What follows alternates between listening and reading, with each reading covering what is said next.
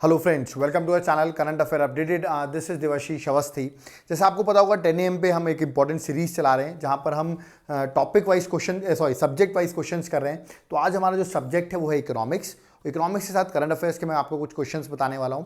तो 10 क्वेश्चंस होंगे जो आपके एग्जाम के पर्सपेक्टिव से बहुत इंपॉर्टेंट है। इस चीज़ को जरूर देखिए, आपके एग्जाम में बहुत डायरेक्टली क्वेश्चंस भी हमारी सीरीज से आ रहे हैं। ओके, अभी जिस तरह का यूपीएससी का एग्जाम हुआ उसमें भी हमारी सीरीज का बहुत बेनिफिट हुआ है। अगर आप हमारे पूरे कंप्लीट कोर्स को देखना चाहते हैं तो डिस्क्रिप्शन बॉक्स में हमारा एप्लीकेशन का लिंक दिया हुआ है, that is current affairs updated. App को डाउनलोड करें और एक बार जरूर विजिट करें हमारे कोर्सेज को, आपको जरूर उसमें हेल्प जरूर मिलेगी। ओके, तो चलिए स्टार्ट करते हैं, देखते हैं इकोनॉमिक्स के और करंट अफेयर्स के आज कौन से क्वेश्चन है।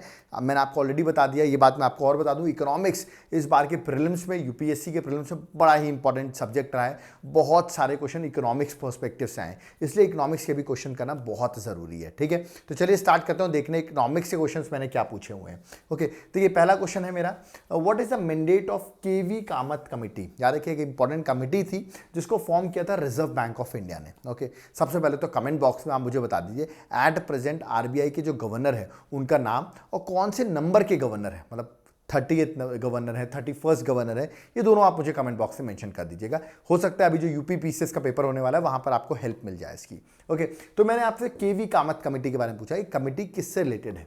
ऑप्शंस आपके सामने है, रीस्ट्रक्चरिंग ऑफ लोन से रिलेटेड है, फॉरेक्स रिजर्व मैनेजमेंट से रिलेटेड है, या तो एमएसएमई से रिलेटेड है, या मॉनेटरी पॉलिसी फ्रेमवर्क से रिलेटेड है। तो बड़ी इंपॉर्टेंट कमेटी थी केवी कामत कमेटी। बहुत इंपॉर्टेंट पर्सन भी है केवी कामत, उनके बारे में भी आपको बताता हूं। बट इसमें करेक्ट आंसर क्या होगा, ठीक है। तो मतलब कोविड के टाइम पर याद रखिएगा बहुत लोगों ने लोन लिया बट उस अमाउंट को नहीं चुका पा रहे थे। आपको ही पता था कोविड के टाइम पर मार्केट पूरा क्लोज था। फिर correct answer option number A है, याद रखिएगा। तो उसी को देखते हुए किस तरह लोन्स को रीस्ट्रक्चर किया जा सकता है उसके लिए केवी कामत कमेटी स्टैब्लिश की गई थी। तो याद रखिएगा, financial parameters for restructuring of loans, ठीक है, ये इसका correct answer, that is option number A. याद रखिएगा, अगर मैं केवी कामत की बात करूं, he is a former chairman of ICICI. याद रखिएगा, आईसीआईसीआई के फॉर्मर चेयरमैन रह चुके हैं, याद रखिए केवी कामत, सो इंपॉर्टेंट है। ठीक है, सॉरी, सीईओ रह चुके हैं, गलत बोल दिया मैंने, कमेटी के चेयरमैन थे। ऑफकोर्स जिस कमेटी के मेंबर, जो कमेटी का नाम होता है उसी के चेयरमैन होते हैं। चेयरमैन ये कमेटी के थे, बट याद रखिए आईसीआईसीआई के सीईओ रहे हैं, तो इंपॉर्टेंट है। और जिनको रिकमेंडेशन दी गई थी कि जिस तरह कोविड-19 पेंडेमिक है उस टाइम पे लोन्स का किस तरह रीस्ट्रक्चर किया जा सकता है, बहुत लोगों ने बहुत बड़े बड़े अमाउंट के लोन लिए हुए थे, उसको रीस्ट्रक्चर की बात की गई थी। ओके, तो correct answer option number A है। ओके, नेक्स्ट क्वेश्चन में आते हैं। नेक्स्ट क्वेश्चन इज, देखिए इजी क्वेश्चन है बट यहां पर क्रोनोलॉजी ऑर्डर पे पूछ लिया है कि इसको सीक्वेंशियल आपको अरेंज करना है कि ये इंस्टीट्यूशन कब एस्टैब्लिश हुए, सबसे पहले कौन एस्टैब्लिश हुए, सबसे लास्ट में कब एस्टैब्लिश हुए। इस तरह का क्वेश्चन पूछा गया है।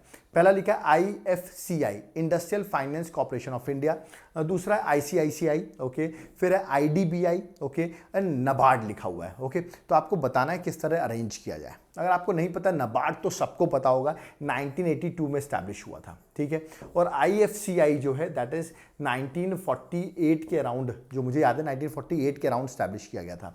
तो ये सबसे एंड में आया, सबसे पहले आया, ये एकदम एग्जैक्ट है। तो फर्स्ट सबसे पहले, फोर्थ सबसे लास्ट में, एक ही ऑप्शन है, ऑप्शन नंबर ए। 1 2 3 4 हो सकता है आपको सेकेंड और थर्ड नहीं पता हो, स्टिल आप गेस कर सकते हैं। जबकि आईडीबीआई की मैं बात करूं तो 1964 है और आईसीआईसीआई की बात करूं तो 1955 है, याद रखिएगा।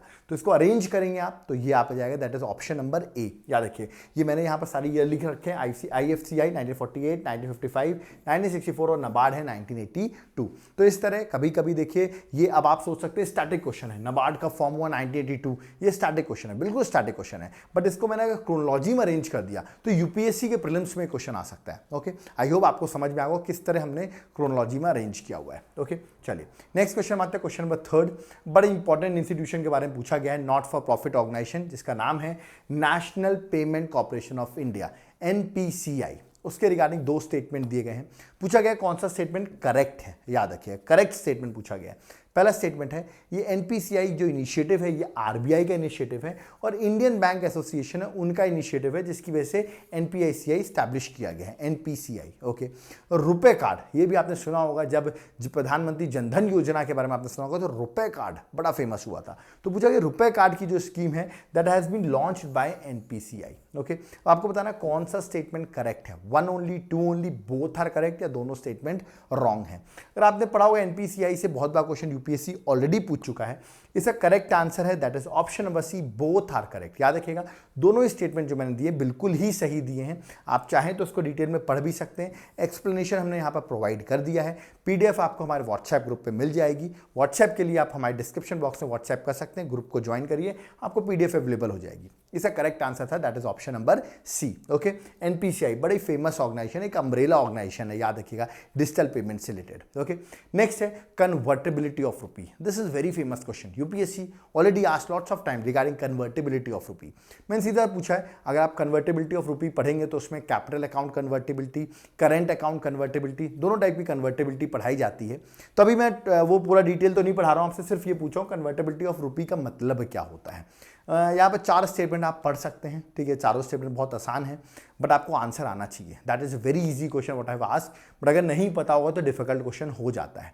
कन्वर्टेबिलिटी ऑफ रुपी का मतलब होता है, याद रखिएगा, रुपए इजीली अदर करेंसी में कन्वर्ट हो और अदर करेंसी इजीली रुपए में कन्वर्ट हो, बेसिकली अगर देखा जाए, ठीक है। तो मतलब ऐसा ना हो कि इजीली कन्वर्जन नहीं हो रहा हो, रुपए को इजीली कन्वर्ट नहीं कर पा रहे हो किसी वजह से।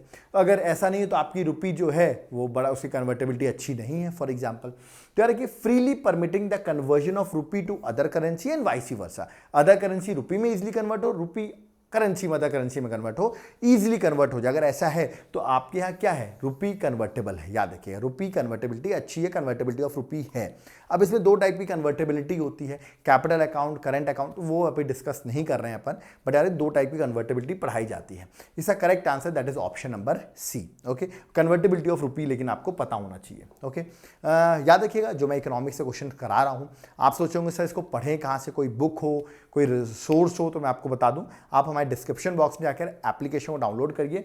वहाँ पर इकोनॉमिक्स की हमने पूरी क्लासेस करा रखी हैं, स्टैटिक क्लासेस भी हैं, मेंस के भी लेक्चर्स आपको मिल जाएंगे, तो आप इकोनॉमिक्स ईजिली पढ़ सकते हैं। ओके, और जितना अपडेट होता है वो भी हम आपको प्रोवाइड कर देते हैं। ओके, चलिए आगे बढ़ते हैं, नेक्स्ट आते हैं। क्वेश्चन है वेंचर कैपिटल क्या होता है, what do mean by venture capital. Okay, option है शॉर्ट टर्म कैपिटल है ये इंडस्ट्रीज के लिए, लॉन्ग टर्म कैपिटल है स्टार्टअप के लिए, ठीक है, जो न्यू एंटरप्रेन्योर्स होते हैं उनके लिए, फंड्स हैं जो इंडस्ट्रीज को दिया जाता है, ठीक है, लॉसेस के टाइम पर, ये तो फंड्स हैं जो कि रिप्लेसमेंट और रिनोवेशन के लिए इंडस्ट्रीज को दिया जाता है। तो what is venture capital, okay, this is very important, ठीक है। जैसे नहीं सुना है कोई बात नहीं, अब आप सीख लीजिए वेंचर कैपिटल होता क्या है। ऑफ कोर्स वेंचर कैपिटल ये तो समझ में आ रहा है कि ये कुछ कैपिटल है, कुछ फंड्स देने की बात कर रहे हैं, बिल्कुल ये फंड्स दिया जाता है स्टार्टअप को, याद रखिएगा, और जिनका हम लॉन्ग टर्म देखते हैं कि आगे चल के हमको बहुत बेनिफिट होता है, तो वहां पर जो कैपिटल दिया जाता है उसे कहते हैं वेंचर कैपिटल। कहने का मतलब long term startup capital provided to a new entrepreneurs, जो नए एंटरप्रेन्योर्स है उनको देखा जा रहा है कि आगे चल के बहुत बेनिफिट देने वाले हैं, ये लॉन्ग टर्म में हमको बेनिफिट होगा, याद रखिएगा।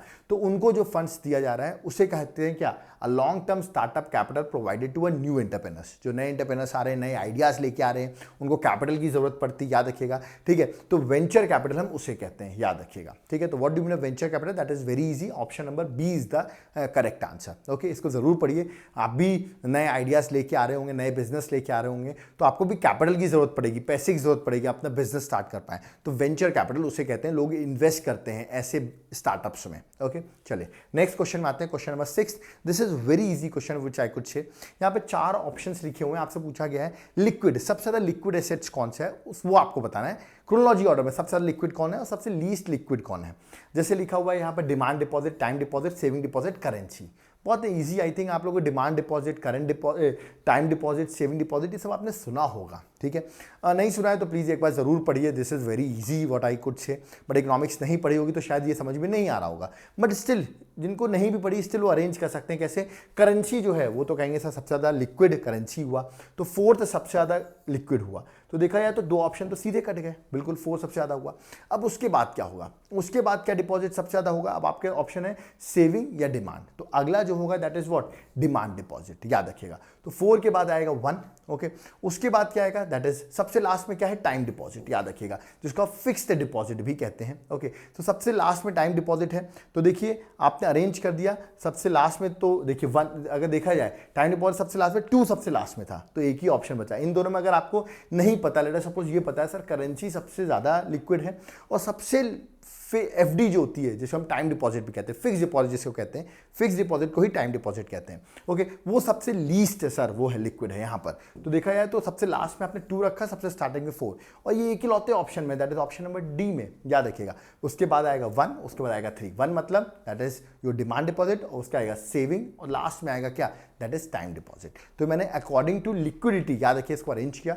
Correct answer that is option number D, याद रखिएगा। डिटेल्स यहाँ पर मेंशन है। This is very easy question which I could say. Okay, next question में आते हैं। क्वेश्चन नंबर 7, डायरेक्टली मैंने एक रिपोर्ट दे दी है, ग्लोबल रिस्क रिपोर्ट पूछा है। इस रिपोर्ट को कौन पब्लिश करता है? ऑप्शंस आपके सामने हैं। ये तो बिल्कुल स्टैटिक क्वेश्चन है और आपको पता होना चाहिए रिस्क रिपोर्ट कौन पब्लिश करता है। That has been publish by World Economic Forum, बड़ी ही इंपॉर्टेंट ऑर्गेनाइजेशन है वर्ल्ड इकोनॉमिक फोरम। इसके रिगार्डिंग में बहुत बार क्वेश्चन पूछे जाते हैं। ओके, तो करेक्ट आंसर ऑप्शन में डी है। आप चाहें तो उसको पढ़ भी सकते हैं। ओके, नेक्स्ट, अभी रिसेंटली मैं आपको बताऊं एक चीज लॉन्च की गई है, ग्लोबल इनिशिएटिव है, that is Be Internet Awesome programme for kids in India. India के किड्स के लिए बी इंटरनेट ऑसम प्रोग्राम, मैं आपको इसके बारे में बता देता हूँ। What is this Be Internet Awesome programme? This is very easy programme. ठीक है, इस प्रोग्राम में है क्या, जो बच्चे हैं, किड्स हैं, ठीक है, उनको इंटरनेट से अवेयरनेस के लिए, ठीक है, ये प्रोग्राम लॉन्च किया गया कि बच्चों को इंटरनेट के बारे में बताया जाए, अवेयर कराया जाए, ठीक है, गलत एक्टिविटीज़ में इन्वॉल्व ना हो। याद रखिए, उसके लिए Be Internet Awesome programme launch किया गया है। किसने लॉन्च किया? अमेजन, फेसबुक, गूगल या Microsoft. This is a very easy question. आगे नहीं, करंट नहीं पढ़ा होगा तो शायद कंफ्यूज हो गए, कोई दिक्कत नहीं। इसका करेक्ट आंसर है गूगल। याद रखिएगा, अभी रिसेंटली एक मैगजीन है अमर चित्रा कथा, जिसके साथ उन्होंने इंटरनेट सेफ्टी के रिगार्डिंग, ऑफकोर्स इसके साथ उन्होंने टाई अप किया है, और ये आपको याद रखना है, दैट इज इंडियन लैंग्वेजेस में प्रोवाइड करें बच्चों को अवेयरनेस के लिए। ओके, चलिए आगे बढ़ते हैं। Next question number 9। यहाँ पे देखिए कुछ सिटीज मेंशन है। ओके, बगल में कुछ रिवर्स लिखी हुई है। आपको मैच द फॉलोइंग कर, मैच नहीं करना, ये बताना कौन सा करेक्टली मैच्ड है। जैसे झांसी में बेतवा है, ग्वालियर में चंबल लिखा हुआ है, ऐसे करके लिखी हुई है रिवर्स। अब आपको बताना कौन सा करेक्टली मैच्ड है। जिसको नहीं पता घाघर कौन सी रिवर है, इसको सरायू रिवर भी कहते हैं। याद रखिए, कौन सी रिवर कहते हैं? सरायू रिवर भी कहते हैं। ठीक है, अयोध्या बिल्कुल जाने का मन होगा, अभी राम मंदिर न्यूज़ में भी है। तो अयोध्या कहाँ पर है? बिल्कुल आपने सरायू रिवर के बारे में पढ़ा होगा। यस, तो घाघर रिवर और सरायू एक ही रिवर का नाम है। तो 5th जो है वो करेक्टली मैच्ड है। 5th करेक्टली मैच है। स्टिल मैं 2-3 ऑप्शन में आ गया, A C D. Okay, 5th correct है, तो सर ये तो क्लियर हो गया कि 1 is the correct answer. Jhansi Betwa पर है। ठीक है, जिसको नहीं पता ग्वालियर चंबल रिवर पर है, ये भी सही है। तो 1, 2 भी सही है, 5 भी सही है। 1, 2 भी सही है और 5 भी सही है। इसका मतलब हम 2 ऑप्शन में आ गए, ए और सी। ओके, अब 3, ठीक है, श्रीरंगपट्टनम नहीं, गलत है। कावेरी रिवर पर है। विजयवाड़ा गलत मैच है। कृष्णा रिवर पर, मैंने इन दोनों को इंटरचेंज कर दिया है। ओके, आप मुझे कमेंट बॉक्स में बताइए श्रीरंगपट्टनम जो है किस स्टेट में मेंशन है। ओके, विजयवाड़ा किस स्टेट में, ये दोनों आप मुझे स्टेट का नाम आप मुझे कमेंट बॉक्स में बताएंगे। ओके, इसको मैंने इंटरचेंज कर दिया है। तो 1, 2 and 5 is the correct answer. That is option number C is the correct answer. 1, 2 and 5। Okay, इसको जरूर बताइए मुझे विजयवाड़ा किस स्टेट में है एंड श्रीरंगपट्टनम जो है वो किस स्टेट में। ओके, तो correct answer option number C है। देखिए मैंने यहाँ पर सारे रिवर्स के साथ मैच द फॉलोइंग कर दिया है, आप इसको समझ सकते हैं। ओके, चलिए नेक्स्ट और लास्ट क्वेश्चन, बड़ा इंपॉर्टेंट एक और कमेटी मैंने दे दी है, अशोक दलवाई कमेटी। ओके, बड़ी फेमस कमेटी है। ठीक है, न्यूज़ में भी है। वो चीज़ मैं आपको पूछ रहा हूँ आपसे, किससे रिलेटेड है? एनपीए से, regional connectivity, doubling the farmer income या डाटा प्रोटेक्शन? मैंने आपको बता दिया न्यूज़ में भी है। न्यूज़ में क्या चल रहा है? फार्मर्स न्यूज़ में चल रहे हैं। Yes, farmers is a news, और हमेशा की तरह 2 साल से फार्मर्स बहुत ज़्यादा न्यूज़ में, तो एग्रीकल्चर एक बड़ा इंपॉर्टेंट टॉपिक हो जाता है।